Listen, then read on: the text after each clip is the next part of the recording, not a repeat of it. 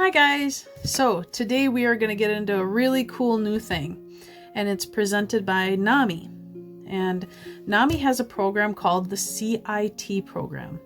Now if you don't know what that is, it's called Crisis Intervention Team Programs. Now I actually have a little one from my local area for Wisconsin. It's called the CIT/CIP program, and this is that brochure, but I also be talking more about what's online as well.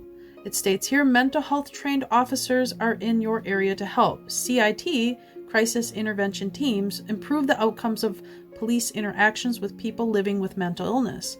So this is something that's very important, and especially if you're in the healing process like I am, you can actually advocate and talk to police officers about dissociative identity disorder, what it consists of, the problems that you have with it, your trauma responses, triggers.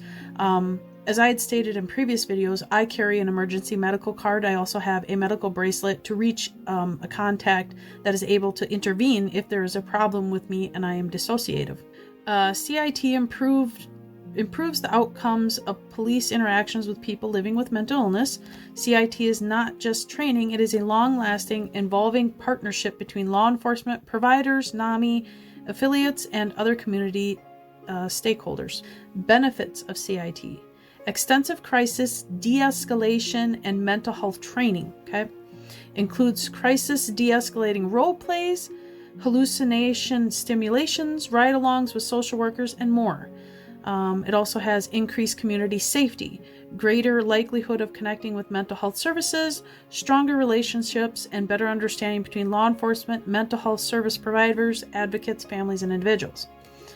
I would say if your therapist or mental health care professional feels that you are well enough to start advocating for mental health, and you're able to maybe do like a meeting with officers, or however your counties work, it depends. Here in Wisconsin, it's a little more difficult to advocate other than talking with officers one-on-one when you have the opportunity. I know my officers in my community, sheriff department, some are even close to us. So it's like, it's nice to have that advocacy and that support team there when it's needed. So next, let's get into the history of what CIT consists of. And it states here, did you know? And you can see that here. The CIT model, known as the Memphis model, was developed in 1988 and since has spread throughout the United States and several nations worldwide. In 2008, the CIT founders, Dr. Randy DeBont and Major Sam Kashan, led the convening of members of successful CIT programs from throughout the United States. These individuals became the founding board members of the CIT International. CIT International is a 501c3 profit cooperation. CIT International formed to assist communities worldwide with crisis response system reform by developing CIT programs at the state/province level, regional level, and local level. Through research and experience, CIT International defines and advocates for the best practice standards of CIT programming. CIT International then supports CIT programs worldwide with fidelity to those best practice standards through education, conferences, certification, technical assistance, and providing various training. Because dissociative identity disorder is fairly rare, it's good that if you have the knowledge and advocacy and the willpower to advocate, to do so. But I recommend 100% to consult with your mental health care professional before doing that. And I'm going to repeat that multiple times because it is vital that you understand what you're educating on. So take heed and really look into this, and let's get into more about this program. So next, let's ask ourselves, why do we need a CIT program? And I'm going to explain here in what I found on NAMI. And it says, the lack of mental health crisis services across the U.S. has resulted in law enforcement officers serving as first responders to most crises. A crisis intervention team, CIT program, is an innovative community-based approach to improve the outcomes of these encounters. In over 2,700 communities nationwide, CIT programs create connections between law enforcement, mental health providers, hospital emergency services, and individuals with mental illness and their families. Though collaborative community partnerships and intensive training, CIT improves communication, identifies mental health resources for those in crisis, and ensures officer and community safety. So next you will see here on this side, it says the benefits of CIT. Not only can CIT programs bring community leaders together, they can also help keep people with mental illness out of jail and in treatment, okay? On the road to recovery, okay? That's because division programs like CIT reduce arrests of people with mental illness while simultaneously increasing the likelihood that individuals will receive mental health services. CIT programs also give police officers more tools to do their job safely and effectively. Research shows that CIT is associated with improved officer attitude and knowledge about mental illness. In Memphis, for example, CIT resulted in 80% reduction of officer injuries during mental health crises calls. Pretty cool, right? Next, keep law enforcement focused on crime.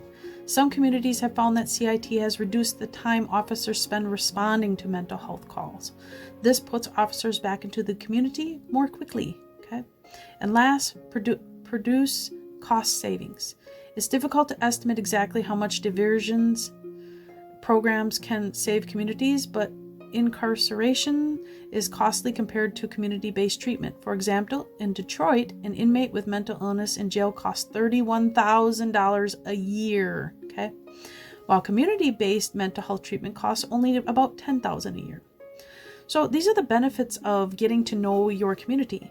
The first thing I did when I moved up here was get to know the police station, my American Legion, get to know the community quietly and effectively as best as I could. The fact that I have severe agoraphobia, this helps also to reduce that anxiety and to work on that. These are things that help you through your mental health issues. And when I say support team, I mean I have a huge support team and I love advocating for many different things. So next, we're going to get into this part of it. And it says becoming an advocate, okay? Whether you are a law enforcement officer, mental health professional, elected official, or person directly affected by mental illness, hence people like us, you can become an advocate for changing the way your community responds to mental health crises.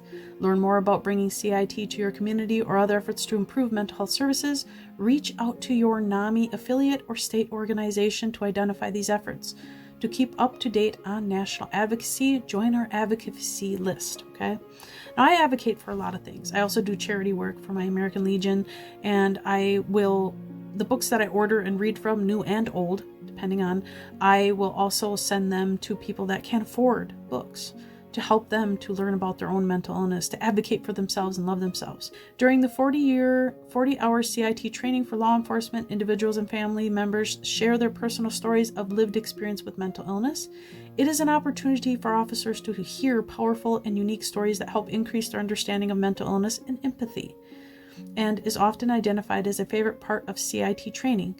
NAMI Sharing Your Story with Law Enforcement, SYSLE, is a presentation program that prepares individuals and family members to share their personal stories with a law enforcement audience, either during a CIT training or other similar opportunities. Okay. Now, another person that suffers from DID is Shirley Davis. Shirley Davis, I promote her because she talks about doing this very thing, talking with officers and local law enforcement to advocate for those that have DID. And she also has a bachelor's degree in science and is working towards her master's. So this gives her the opportunity to educate on the disorder itself, this rare and difficult disorder. And last, you will see here too, I also have additional resources. You're welcome to look through them and decide what you would like to do. It is vital that, like I said, there are local programs. Type in your local CIT local programs. Get to know your officers. Get to know what's best. For me, I find wearing a medical bracelet and having my car marked for my disorder helps, because if I have a spell and I have to pull over and I know it's coming, if I happen to get stopped, that officer will know, okay, this person has a dissociative disorder. This person has issues with communication and fear and anxiety, whatnot, For the last of this video, I want to add the Teaching Police How to Respond to Mental Health Crisis video that is part of the NAMI program. And I do not own rights to this video, so it is under basically an educational forum to be using it to educate you, to inform you of what can be done and how to advocate. Law enforcement officers are dedicated. Every day they put on a uniform and deal with everything from pesky kids on skateboards to bank heists. And while officers always strive to do their best, sometimes they encounter situations more suited for social workers, like dealing with mental health crisis calls, which is why we have crisis intervention teams. CIT programs teach law enforcement officers how to safely de-escalate mental health crisis situations. In fact, law enforcement agencies that have CIT programs in place have reported as much as an 80% decrease in officer injuries during mental health crisis situations.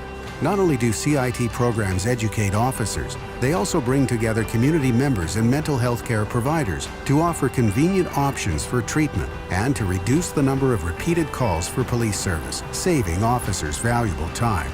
Take the next step in helping your community better respond to mental health crisis calls. Learn more about CIT programs by visiting nami.org/CIT. And that is all I have today, and I hope you enjoyed this video. Any questions, please leave them below, and I'll be more than happy to answer them. So that's it. Loves. Bye.